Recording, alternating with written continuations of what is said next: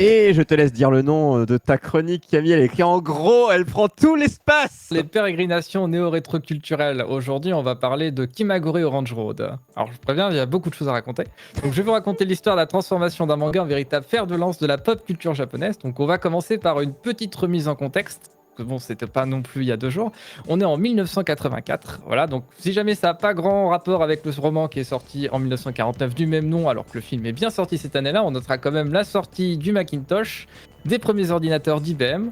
Okay. En face, en musique, on est côté Mylène Farmer, Patrick Bruel, Tien Dao, Bon Jovi ou Madonna avec Like a Virgin. Là, je pense qu'on commençait un petit peu à vous Même remettre un pour peu moi, dans le c'est contexte. vieux. Hein. Ah oui, c'est moi vieux, j'allais oui. dire, Eh, l'eau, si même pour l'eau, c'est c'est pour vieux. toi.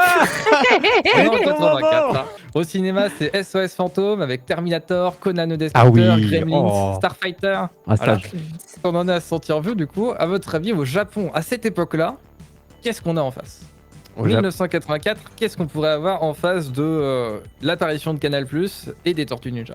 Donc c'est quoi, mi-80 Juste 1984 sur cette année-là précise. 84 précis. Il y a des trucs genre qui sont passés au Club Dorothée après, non les Ouais, qui Hokuto-no-Ken et sont apparus. compagnie. Ouais. Voilà, bah, Ouais, Ken le Ken le survivant, tout survivant ça. est apparu en 1984 en manga. Voilà. Ouais, voilà. Il va y avoir aussi, je pense que. Alors, peut-être pas toi, Troyer, parce que ça sera peut-être pas trop ta cam, mais Jeanne et Serge. Oui. Mais c'était ouais. la cam de qui, bordel? C'est de la merde. Serge, il est où? On le voit Ma pas. sœur aimait bien, je me souviens. Putain, Ouais, appelle-la. justement, ma mère a gardé des bons souvenirs de Serge, ça. il moi, est je pas regarde en là. entier, Il est c'est sur la très nul. jaquette, c'est tout. Mais bien sûr, on va pas parler de tout ça. Non, parce qu'on va parler encore d'autre chose. Parce que plus qu'un simple titre action-aventure, moi je vais vous parler d'une comédie romantique qui m'a jamais marqué, qui a changé mon point de vue sur l'esthétique, qui est donc Kimagure Orange Road de Matsumoto Izumi. Donc si jamais ça ne vous dit rien sous ce nom-là, c'est normal, puisqu'il faudra attendre 1998 pour que l'éditeur J'ai lu, qui existe toujours mais qui ne fait plus de manga du coup, nous offre une première édition de ce joyau en 18 tomes. C'est quand même moins long qu'Initial D. Voilà, C'est la vrai. chance de votre malheur. À préciser, Initial D, rappelle combien? 48. Ah voilà, ça fait beaucoup. Ça a aussi été adapté en anime, tu vas nous Mais en ça a aussi parler. été adapté en anime, mais je vais vous en parler parce qu'avant, il faut quand même que je vous raconte un peu de quoi ça parle. Donc, on est ici dans l'histoire de Kasuga Kyosuke, qui est notre héros. Il a perdu sa mère très très jeune et il vit depuis avec son père, qui est photographe de grand renom, et ses 2 petites sœurs qui sont Kurumi et Manami. Ce seraient des gens complètement banals si, de par les gènes de leur mère, la dernière génération de la famille n'était pas douée de pouvoirs surnaturels. Alors, j'en profite pour reposer un petit peu une petite question. Quand vous étiez ado, ça aurait été quoi votre pouvoir surnaturel favori? Contrôler la flotte, c'est sous-côté la flotte, vu que le corps humain est composé de flotte. J'avoue. Alors moi j'aimais bien la télékinésie. Moi, me téléporter. Là, pour le coup, vous êtes servi puisque téléportation, prestidigitation, voyage dans le temps, hypnose, rêve prémonitoire, tout y passe. Et c'est justement le problème, c'est qu'à force d'utiliser ces pouvoirs n'importe quand, ils se font repérer tout le temps par le voisinage et ils se retrouvent à déménager encore et encore. Mais cette fois-ci, justement, ça change, puisque par une chaude soirée, alors qu'ils viennent tout juste d'emménager dans un nouvel appartement, Kyosuke se balade le long d'un escalier en bordure d'un parc, et alors qu'il arrive enfin tout au bout de l'escalier, il attrape par réflexe un chapeau de paille rouge qui est emporté par le vent. Et c'est là qu'il fait la connaissance de Madoka Yokawa, qui est donc l'autre héroïne de l'histoire, et qui va mettre en place la question qui restera en suspens tout au long de cette histoire, est-ce qu'il y a 99 ou 100 marches dans l'escalier? Donc Madoka est plutôt amusé de la façon dont il va essayer de chercher un compromis pour résoudre cette question, et du coup elle va lui offrir son chapeau qui restera jusque-là dans sa chambre. Les jours passent et c'est le début de la nouvelle année, donc Kyosuke et ses 2 sœurs rentrent en cours, et sur le chemin ils manquent de se faire renverser par une moto qui transporte la jeune et pétillante Hikaru Hiyama. Donc le motard se fait envoyer sur les roses et il y a une nouvelle prise de bec du coup entre Hikaru et déjà toute la famille. Autant dire que ça commence plutôt mal. Quoique malgré le fait que ça commence pas très bien, il y a quand même un beau hasard puisque Kyosuke se retrouve dans la même classe que Madoka où il fera la connaissance à l'occasion de 2 adolescents avec une libido plutôt débordante qui s'appellent Seiji Komatsu et Kazuya Hata. Donc ces 2-là, ils vont lui expliquer que Madoka, elle jouit d'une réputation assez pitoyable au sein de l'établissement, puisque malgré son talent indéniable pour le saxophone et sa beauté à rendre la vue aux aveugles, elle est connue pour son agressivité et ses mauvaises relations. Donc Kyosuke au début il croit pas trop, il garde ses distances, mais bon, du coup jusque-là il essaie juste de garder une vie très très normale. La journée se continue, presque normalement, sauf que Hikaru se fait prendre à partie par la bande de motards qu'elle a envoyé balader le matin même en arrivant.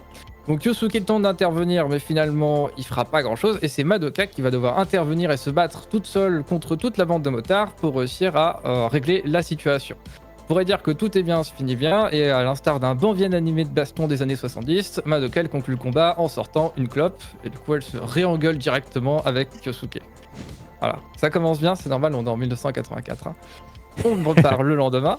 Voilà, donc étonnamment avec Madoka, ça va mieux, c'est plutôt amical. Par contre, Hikaru, non, ça s'arrange pas du tout.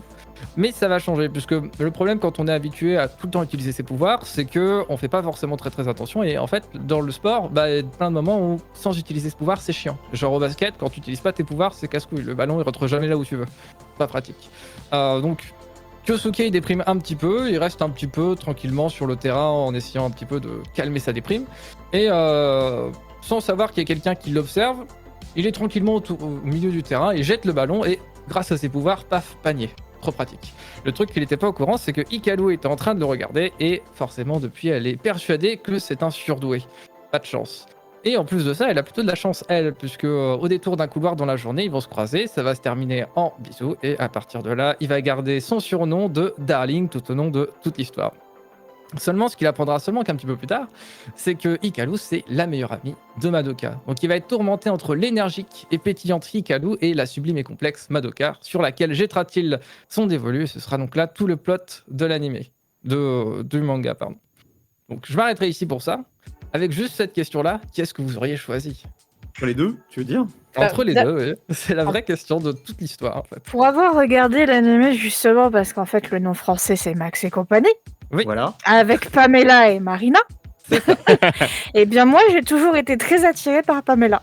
Parce que j'adorais son côté pétillant, drôle, et moi, j'aurais choisi Pamela, et j'aime bien de Pamela. même, hein. La pétillante drôle. Ouais. Ah, faudrait que je Un peu regarde. garçon, hein, entre parenthèses, moi, c'était Pamela. Moi, Ok. j'aimais trop Pamela. Ah, les deux sont très compliqués, d'autant plus après quand tu connais l'histoire. Mm. Si le manga a beaucoup contribué en fait à la légende de la série, il faudra quand même attendre l'adaptation animée pour vraiment inscrire cette saga dans l'histoire de la pop culture. Et donc pour ça, il faudra se rendre 3 ans plus tard, en 1987. Déjà un tout petit peu moins vieux. Retour au Japon, pour le coup, donc sous la réalisation de Osamu Kobayashi et du chara design de Terada Kenji, donc le studio Pierrot nous livre une adaptation en 48 épisodes qui se retrouvera en 1990 sur l'A5 dans Youpi l'école est finie, en 97 dans Le Club Dorothée et un petit peu plus tard sur Manga CTMC, donc à partir des années, début des années 2000. Donc évidemment, tous les persos sont grimés dans ce que tu as appelé tout à l'heure Keiichi, Max et compagnie, hein, qui donc le nom VF qui est chez nous, alors sachant qu'il y a énormément de scènes qui ont été recoupées pour que ce soit diffusé chez nous. La série sera suivie en 1988 par le premier film d'animation qui s'appelle Kimagure Oranjo Hanohi ni Kaeritai, où Max et compagnie Je veux revenir à ce jour. Un film qui fait 1h08 et qui est réalisé par Mochizuki Tomomi et qui conclut pour de bon la jeunesse de nos héros. Si jamais vous voulez vraiment avoir la fin pour de bon de l'histoire, il faut regarder le film, pas le choix. Il faudra quand même attendre 1989 pour avoir les visuaux avec qui vont complètement terminer toute l'histoire. Là, on pourrait se dire que c'est fini, mais non. Mais non, monsieur. C'est trop facile. Mais sinon non, c'est monsieur pas drôle. Kabash. Oh putain de Bah oui, bien sûr. Puisque si vous vous souvenez, j'ai parlé du chara designer. Personne dont on parle pas souvent. Chez nous, il s'appelle Terada Kenji. Et il a tellement aimé les personnages qu'il a voulu leur donner une suite sous la forme d'un roman que Matsumoto Izumi, l'auteur original, aurait pas pu leur offrir. Donc, ils ont fait une collaboration ensemble. Et en 1994, ils ont sorti un premier roman qui s'appelle Cet été-là. Qui donc sorti 10 ans après le début de la saga et qui a été, aussi étonnant que ça puisse paraître, un franc et surprenant succès commercial au Japon. Ce à quoi en 95 est sorti un second tome qui s'appelle La Pyramide du Soleil et qui cette fois-ci va prendre un style de narration qui est extrêmement proche du cinéma américain. Voilà.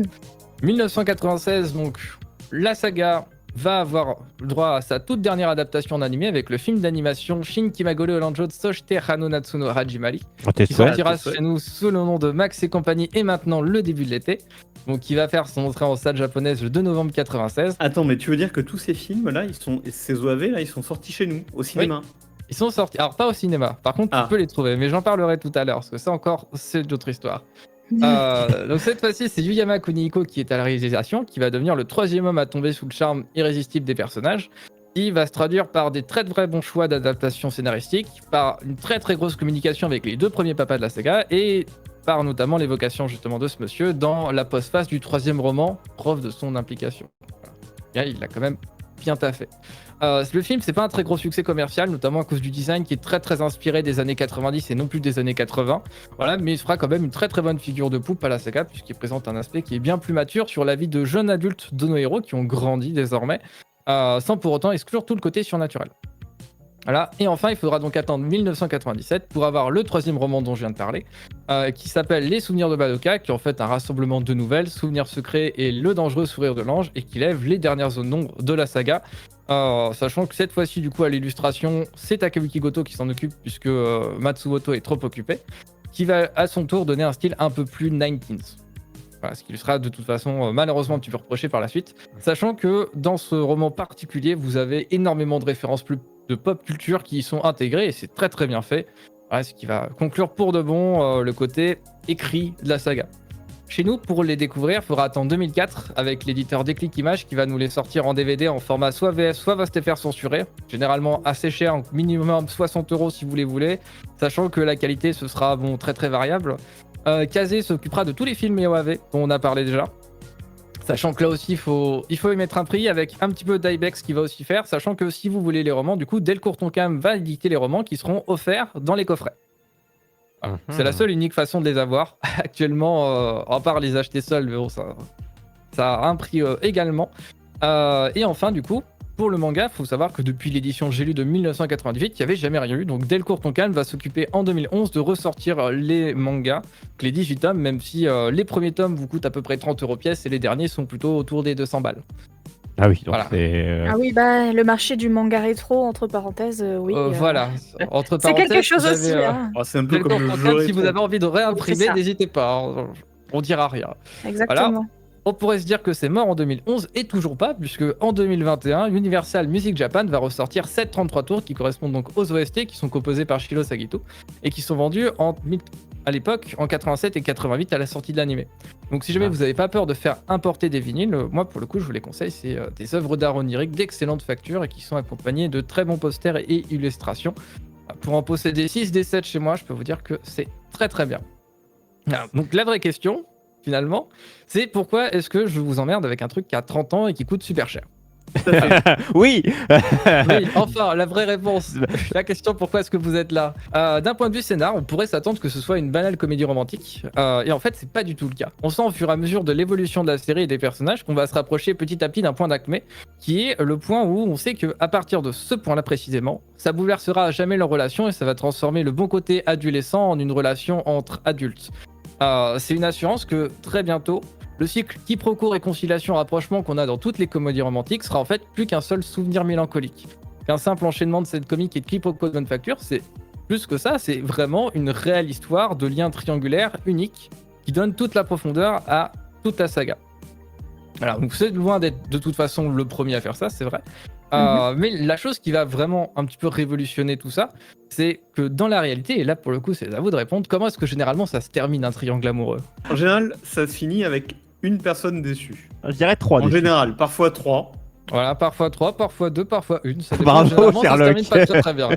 Voilà, donc force est de constater que ça se termine rarement bien et ça se termine encore moins rarement comme la plupart des comédies romantiques ou harem manga qui généralement règlent le problème en faisant des fins ouvertes. Ici, c'est pas le cas. Donc, l'amour, ça demande parfois de faire des choix. Les choix, ça apporte des changements drastiques dans la vie. Et ici, pour notre héros, eh ben, vous pouvez en profiter dans les romans et le film de 1996, où on va passer de l'expression d'un amour naissant, avec quelque peu immature, à la construction d'une relation de couple entre adultes qui éprouve un profond attachement l'un envers l'autre, mais aussi l'amitié et la force que ça peut entraîner malgré la distance. Donc, le tout est mis en scène d'une façon qui transpire l'affection des auteurs pour les personnages. Ça, c'est vraiment quelque chose qu'on ne peut que remarquer.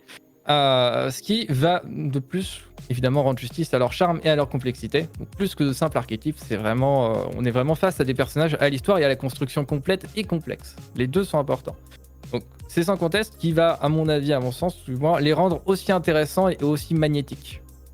Côté graphique, la saga, ça va énormément se démarquer par un design qui est extrêmement personnel de la part de Matsumoto Izumi, qui en fait est une excellente synthèse de l'image, tout du moins que moi je vais avoir. Peut-être que si vous avez grandi dans les années 80, vous allez me dire que c'est pas vrai, mais d'un ado classique des années 80 avec une légère fragrance d'érotisme adolescent, instant d'hésitation, rêve simple quotidien, questionnement, on mélange le tout et vous obtenez un cocktail qui n'est que sublimé par l'adaptation animée, notamment grâce à Terra Kenji.